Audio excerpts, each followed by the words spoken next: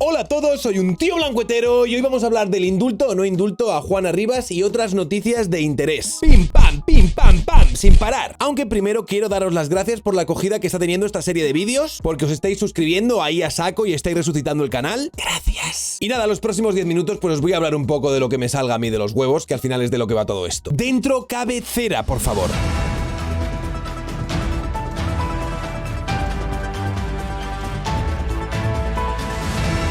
Y empezamos con la noticia de que el Tribunal Supremo se habría opuesto al indulto total para Juana Rivas. La verdad es que es una noticia bastante sorprendente e inesperada. Yo me quedo blanco.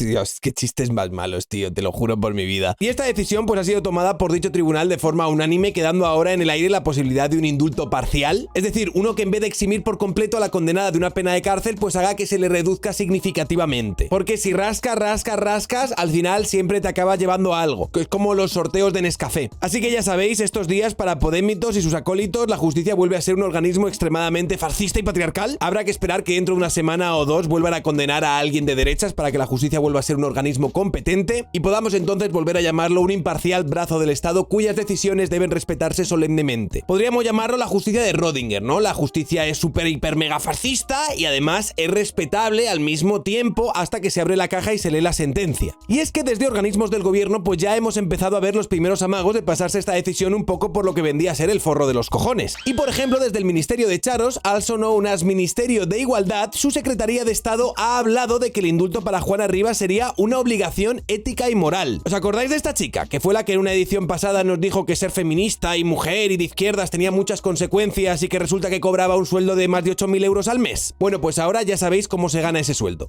Y con esto sobre la mesa yo de verdad me pregunto qué hace falta respecto a este asunto para que el gobierno o el feminismo hegemónico admitan que se equivocaron con el asunto de Juana Rivas. O sea, lo pregunto totalmente en serio, porque si no les basta que la justicia italiana haya desestimado absolutamente todas y cada una de las denuncias que ha puesto contra su exmarido, que han sido más de 7, si no les basta que todos los jueces italianos por los que ha pasado el caso hayan negado rotundamente la custodia de los niños para Juana Rivas, si no les bastan hechos como que esta mujer haya denunciado que el padre estaba maltratando a los hijos incluso cuando estos no estaban con él sino que se encontraban bajo la protección de servicios sociales. Si no les basta ver a la propia Juana Rivas admitiendo durante un juicio que había cometido delitos asesorada por su abogada. Entonces, ¿qué huevadas hace falta para que esta gente admita que cometieron un error? Por favor, que alguien me lo explique. Otra opción que se me ocurre es que cada vez más gente dentro del feminismo o del gobierno pues esté cayendo del guindo respecto al caso de Juana Rivas, pero que aún así hayan invertido políticamente tanto en este caso que ahora retractarse de ello pues les saldría a pagar un poco. Al final yo creo que uno entiende que lo que hay realmente detrás de esta huida hacia adelante a la desesperada, parecería que el indulto pues no lo estarían pidiendo realmente para Juana Rivas, sino que lo estarían pidiendo para ellas mismas. En cualquier caso, Irene Montero ha dicho que su ministerio hará todo lo que sea posible para que se conceda la medida de gracia a la maracenera, lo que viene a decirnos básicamente que es posible que esta gente acabe autoindultándose. Como ya sabemos, al final la última palabra para conceder o no un indulto depende del gobierno, y después de todas las burradas que llevan haciendo los últimos 2 años, no creo que ahora pasarse un poco la opinión del Supremo por el forro de los huevos vaya a incomodarles lo más mínimo.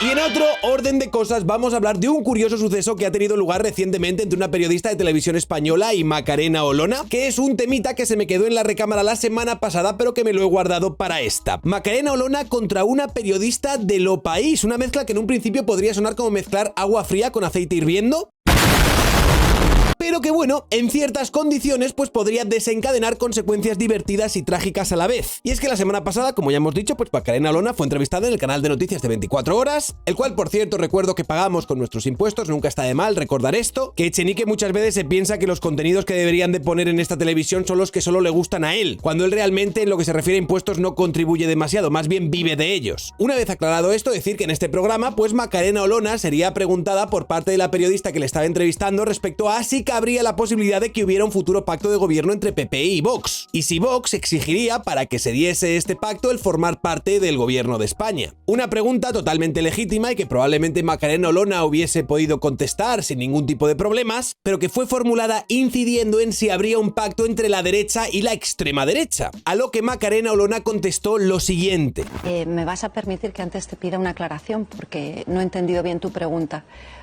¿A quién te estás refiriendo con extrema derecha? Con la extrema derecha, a su partido. ¿A Vox? Sí, por supuesto. ¿Y cuál es el motivo por el que te refieres a Vox como extrema derecha? Pues porque se encuadran los parámetros en los que se encuadran los partidos de extrema derecha en toda Europa. O sea, no es ninguna anomalía, es un partido que comparte parámetros con sus homólogos en ese espectro político. Señoras, señores, amigos, amigas, algunos reparten factores, pero Elsa García reparte parámetros. Por favor, amigos de Vox, es importante, de verdad os lo pido, que dejéis de compartir tantos parámetros, porque los homólogos con los que parametráis están parametrados en la extrema derecha, así que no sé por qué os sorprendería este tipo de calificaciones. En cualquier caso, esta respuesta tan divagante fue como una perita en dulce para Macarena Olona, que desde luego no la dejó escapar. Entenderás que con esa respuesta tan abierta, imprecisa y vaga, no sé a qué otros partidos de extrema derecha te estás refiriendo en Europa, no sé quién fija esos parámetros, te pido por favor que indiques por qué me estás calificando como una política de extrema derecha. Pues porque considero, como le he dicho, que Vox se encuadra perfectamente en los criterios en los que la mayoría de los países occidentales encuadran a los partidos en la extrema derecha política. Pero en todo caso, yo le he hecho una pregunta, usted no me entrevista a mí, porque usted es la persona entrevistada, es la política, y yo, como soy la periodista, le he formulado una pregunta que me gustaría que contestara, que es si va a exigir al Partido Popular entrar en el Gobierno de España en caso de que sea necesario su voto para unas elecciones. Entenderás que si en tu pregunta lo que estás preguntando es si la derecha y la extrema derecha van a poder llegar a un acuerdo para entrar en coalición en gobierno, yo te tenga que preguntar a qué te refieres con extrema derecha, y si tú me dices que a mi partido, te pregunte por qué me estás calificando de esa manera. Efectivamente, Macarena Olona no iba a dejarla escapar así como así. Fue en ese momento en el que tuvo que venir en auxilio, cual caballero blanco de Elsa García, el presentador y moderador de la entrevista, Xavier Fortes. Y creo que es una extraordinaria oportunidad para saber cuál es el motivo por el que me calificas como una política de extrema derecha. Y que tienes una extraordinaria... que tienes una extraordinaria oportunidad. No voy a entrar yo en esta polémica porque me parece innecesario. Las que hay. Los periodistas preguntan, los políticos, si son parlamentarios, legislan y responden cuando vienen a una entrevista. Le ha preguntado 2 veces, usted puede preguntar, responder o pasar. Pero no podemos entrar en este enlace de volver a hacer contrapreguntas y repreguntas cuando si no quiere contestar, pues no conteste. La pregunta puede contestar o no, pero estás formulando suficientemente la pregunta. Estás siendo realmente machista, ¿eh? Elsa no necesita ningún salvavidas, te lo aseguro. Así que un poco más de respeto para las mujeres, por favor. Yo soy el moderador del debate y el programa. Y como moderador veo que hay 3 preguntas y 3 contrapreguntas, digo y recuerdo que los periodistas preguntan y los políticos cuando vienen aquí responden. Estás siendo un machista. Bueno, usted considera que es machista. Si yo fuera una política de izquierdas... Considero que soy un periodista lo grave que modera. Es que esto es lo que te estaría respondiendo. Tengo que moderar. Madre mía del amor hermoso, queríais polémica, que os traigo varias tazas, colegas. Efectivamente, vivimos unos momentos tan absurdos que una política de izquierdas podría haber sacado el comodín del machismo por algo parecido. En cualquier caso, en estos momentos ya se notaba demasiado que Macarena Olona simplemente estaba troleando y descojonándose, y en lo que se refiere a Vox y la extrema derecha, podemos estar de acuerdo en que esta periodista muy fina no estuvo. Parece que no fue a la entrevista con los parámetros y los factores muy bien articulados ella, y es que cuando alguien os explique algo y al pedirle que lo amplíe os vuelve a repetir exactamente la misma explicación palabra por palabra, me da a mí que todo lo que sabe esa persona sobre ese asunto es exactamente lo que os ha dicho. Y para esta señora, pues Vox es de extrema derecha porque comparte no sé qué parámetros con no sé qué partidos de Europa. No pidas más donde no hay. Y resulta paradigmático como esta periodista pues se queda enrocada en esto de los parámetros y parece como que no sabe ir más allá, a pesar de que la pregunta pues es bastante clara. Intenta reconducirla con esa de yo soy la periodista y yo soy la que hace preguntas aquí, pero no parece que tuviese demasiada autoridad, y hay que tenga que intervenir el moderador. Y Macarena Olona se siente como si estuviese jugando en casa, así con esa elegancia pasivo-agresiva que muchas veces cuando la escuchas parece que esté haciendo ASMR, que está cerca de ese tono aterciopelado que muchas veces también cultiva Rocío Monasterio, pero sin ser tan ultrajante. Y consigue que parezca que esta periodista, en vez de estar exponiendo su visión o dando su opinión sobre el partido de Vox, esté repitiendo unas consignas programadas de antemano sin más trasfondo que los calificativos machacones de siempre. Porque estos calificativos de ultraderecha, ultras, etcétera, etcétera, etcétera, serían los mismos que le dedican cada día los miembros del gobierno y sus afines. Y esto evidencia que estos términos que se usan contra ellos pues muchas veces provienen de una especie de comportamiento automatizado propiciado por el entorno. Casi como una suerte de acto reflejo. ¡Ay, Vox, ultraderecha! Y a la hora de justificar por qué lo usan o en qué se basa para usarlos, pues les salta el pantallazo azul de Windows. Realmente, si os doy mi opinión al respecto con esto de la extrema derecha, aunque probablemente a muchos de vosotros no os vaya a gustar, tampoco creo que Vox pueda indignarse u ofenderse demasiado cuando le califican de esta esta forma. Yo soy consciente de que en Vox, siendo un partido más o menos nuevo, pues conviven diferentes familias ideológicas. Tendríamos a los democristianos, a los conservadores, teníamos un grupo de paleolibertarios y sí que me parece que tendríamos un grupo de nacionalsindicalistas que también hacen muchísima presión dentro del partido. De hecho, últimamente los exabruptos antiliberales de algunos mamporreros del partido por redes sociales cada vez se han hecho más evidentes. Y esa vertiente obrerista de Vox, con sus vínculos a este sindicato de solidaridad centrado en los trabajadores españoles, que por ejemplo el otro día acabó con un beef bastante lamentable entre Juan Ramón Rayo y el mismo sindicato Solidaridad, en el que básicamente Rayo estaba criticando que desde este sindicato fuertemente vinculado a Vox estuviese defendiendo la incorporación automatizada de 900.000 plazas fijas de funcionarios en Cataluña, 900.000 plazas fijas de funcionarios, le contestasen con un "Hola Juan Ramón, bienvenido al sindicato Solidaridad, el único sindicato que defiende a los trabajadores de España, vete a llorarle a la Sexta apátrida". Para que luego Rodrigo Alonso, que es el secretario general de este sindicato y además es portavoz adjunto de Vox en Andalucía, le hablase de no sé qué justicia social a la hora de consolidar los derechos de los trabajadores. Justicia social es la incorporación de 900.000 plazas de funcionarios fijos sin que pasen ni siquiera por una oposición. Justicia social. ¿Y qué queréis que os diga? Esta vertiente de nacionalismo sindical que últimamente parece como que va cogiendo fuerzas dentro del partido podría encajar en esos parámetros que uno consideraría de un partido de extrema derecha. Si a esto sumamos otros gestos como los vídeos de canales neonazis que Rocío de Mer fusilaba directamente por Twitter, reclamados incluso por el canal de Amanece Europa, que eran los que habían hecho estos vídeos a los que no les estaban dando crédito, o que al portavoz de Vox, Jorge Buxadé, no se le ocurriese otra cosa que cuando estaba viendo revueltas en Francia el año pasado, plantarte por Twitter el lema del régimen de Vichy, que era el nombre que se le daba a la Francia ocupada por los nazis en la Segunda Guerra Mundial, siendo además un señor con un pasado falangista, o que Santiago Abascal parafrasease a Ramiro de Ledesma, que es el fundador de las Jons, cuando dijo aquello de "solo los ricos pueden permitirse no tener patria". Al final son pequeños gestos que, unidos a esta vertiente obrerista / sindicalista, pues es normal que espanten a los sectores más liberales que podían estar simpatizando con este partido, y que hace que no sea tan descabellado para mucha gente que te interpelen como un partido de extrema derecha, aunque evidentemente esto se ha usado muchas veces como una suerte de ad hominem. Y no me vengáis ahora a poner en los comentarios que bueno, que esas frases, esos exabruptos pues pueden no significar demasiado, porque es como si yo en el aniversario del Che Guevara pongo un mensaje que diga "hasta la victoria siempre", y cuando alguien me echa en cara si estoy enalteciendo la figura de un revolucionario criminal, yo le digo no, a ver, yo es que estoy hablando de "hasta la victoria siempre" como concepto. Pues hombre, no somos gilipollas. Oye, que cada uno puede tener las sensibilidades que le venga en gana, pero tomarnos por tontos pues no, e ignorar que dentro de este partido, con muchas familias y muchas sensibilidades, hay grupos muy cercanos a la extrema derecha, con este rollito así nacional sindicalista, pues yo creo que a esas alturas es una obviedad bastante clara. Simplemente desearía que en esa pugna interna que hay ahora mismo dentro del partido de Vox, pues acabasen ganando los democristianos, los liberales, paleolibertarios o conservadores. Y entiendo que a Macarena Olona le parezca ultrajante que se la identifique como extrema derecha, porque probablemente ella no siente que esté en esas coordenadas ideológicas, pero tampoco debería uno ser ajeno a todos esos bandazos o desvaríos que tu partido pueda haber estado dando los últimos años. Y por último saltamos con Pedro Sánchez, que aparte de ser el presidente del gobierno, es el señor que sale en todos los pósters con los que tienen forrado su dormitorio la señora Rosa Villacastín, cual fanática adolescente ella, y es que nuestro Apolinio presidente ha hecho unas curiosas declaraciones durante un congreso de su partido, el mismo en el que Mariluz Montero nos decía que el lunes arreglaba todo eso de las plusvalías.